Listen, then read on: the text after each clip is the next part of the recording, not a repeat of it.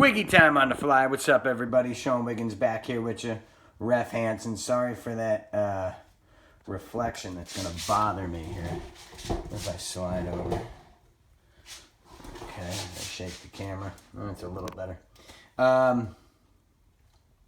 This is September the 12th, 2009. Jersey All Pro Wrestling. Check them out. Modtron Productions right there. They're doing their own kind of advertisement. This is the heavy hitters. It's me in the reflection. Taking on the new Age Outlaws. And they'll be out any fucking minute. It's black. I did not know this was coming. Oh, I thought the damn thing froze. New Age Outlaws. What needs to be said about them that hasn't been said already. Here they were the Voodoo Kin Mafia because they were in... There it is. Because they were in TNA. And for those of you that didn't know, Voodoo Kin Mafia, VKM, Vince, Kennedy, McMahon. I never knew that. There's Billy Gunn. He's probably, 45 here? He's in immaculate shape. The audio on this kind of sucks, so Road Dogg is doing his spiel. God, Billy Gunn was a horse.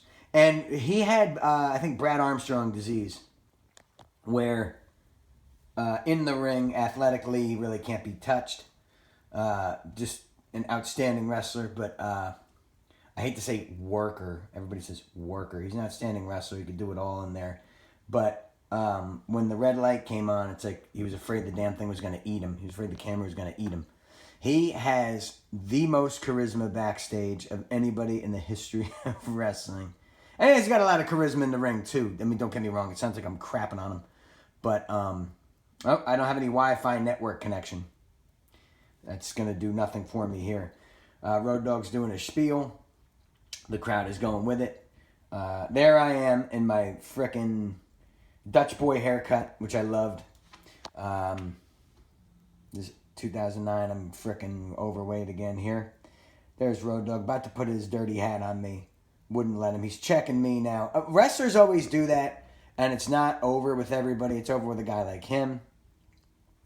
And that's that. But Billy Gunn, I was getting back to Billy Gunn, again, like Brad Armstrong. I mean, everybody says the funniest guy backstage you'd ever want to meet. Hilarious.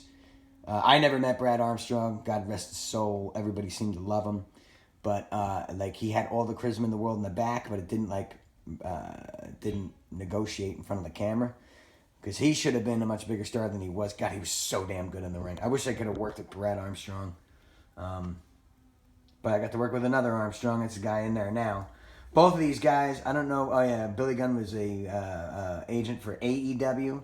Road Dogg's an agent for WWE. So, makes a lot of sense. Because these two guys, they've been in wrestling over 30 years. Road Dogg probably even longer than that. And Road Dogg is always funny here. God damn it. Yeah, my tongue was out. All right, yeah, all right. I just had a little bit of... Just want to know. Just had an idea. I was a little curious. They're taking on the heavy hitters, and the heavy hitters is consisted of two guys. God, that camera, that framing just looks terrible. Not the framing. The framing looks good. Just the actual picture. It's like they need to focus or something. If Modtron had better equipment, good lord. I mean, they were so friggin' talented at making the DVD look good and making the JAPW online show look great. Anyway, the heavy hitters consisted of Monster Mac, who's in the ring now, and Havoc. They were each members of a different tag team. Monster Mac, of course, in the Hit Squad. Havoc, of course, in the Solution. All the fans know who the Solution is. The Solution was a tag team on the Independents. Consisted of Havoc and Papa Don, the Greek god. The best unsigned talent in the industry today, even though there's like 6 companies who sign people. He can't work with any of them. Road Dogg, going to see a lot of basic stuff. You know, there's an eye gouge. I'm sure Monster Mac ain't going to give him his shoot lariat. Remember, the last time I saw this match was September the 12th, 2009. I have not seen it since. I have not watched this back. I wanted to do this. I could put it on YouTube. Monster Mac goes for the clothesline. I don't think so. Road Dogg, look at this. Doing his little spiel. And this is just so... He's got all the charisma in the world. Wow. I'd like to see somebody else ask Monster Mac if they'll bump for that. If he'll bump for their punches. And this is another thing, like just like I said, I think it was really cool that I got to work with Norman Smiley. I just wanted to throw that match up there. Man, I got to be in the ring with the New Age Outlaws. Like, guys in wrestling don't be marks, but you always be appreciative of who you're in there with and who you get to work with. Because, I mean, it doesn't come every day. Billy Gunn, nice tag team, perfect timing, nails the big boot. Goes for a cover, and there's a 3. No, if Havoc didn't run in there. Look at my hair flopping around. I should have dyed it blonde then. Monster Mac has had enough. He's making the tag to Havoc. He said, I had enough. I'm blown up. I'm tagging to Havoc. Now, this is, you're going to see a very basic, solid tag team match here. But this is Billy Gunn, 2009. How old is he now? Is he 60 now? Look that up. I mean, he's got to be close. He's got to be like 55, 56. And he's still in amazing shape. Just a ridiculous shape. Like he's like Nick Bockwinkel. I think Nick Bockwinkel had abs when he was 80. Just one of those guys. It just better in shape than anybody else. And doing a test of strength with me. They were really good like that. I mean, Road Dogg, Billy Gunn, they know how to use the referee. You know, always know how to use the referee. You youngsters out there, you youngins, you up-and-comers, learn how to work with the referee. Not a lot of referees are as good as me. I understand that. But you know what? Try it out. The Voodoo Kin Mafia. It took me forever to figure it out that it was VKM. A play on words on Vince McMahon. Billy Gunn now shot off. House of Fire nails him with the shoulder block. Down goes Havoc. And see, Havoc, you know, he was what he was.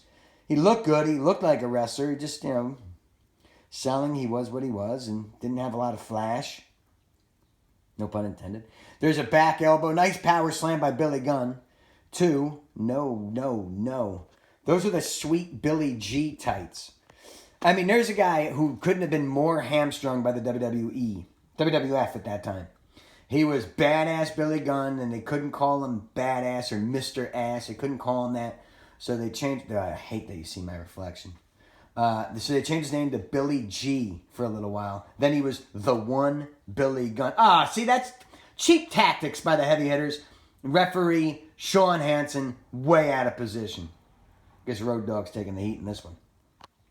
I always joke with Billy Gunn in the ring, and I hate that you could see it right there.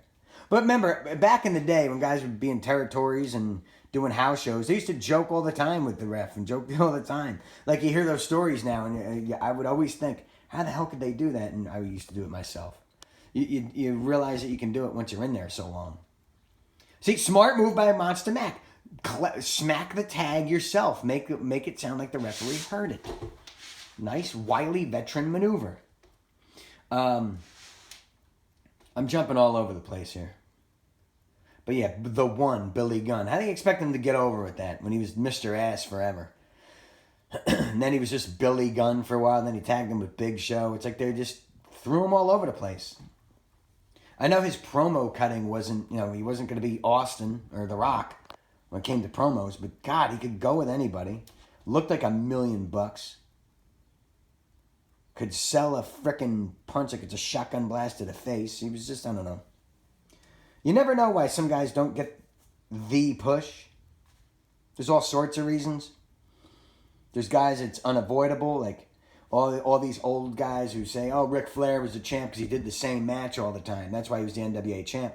Guys didn't want him in his territory. He was doing the same match every night. Yeah, I've watched Ric Flair over the years. He was pretty good, too. He could talk. He looked good. He had great matches. Like some guys just do shatter the mold.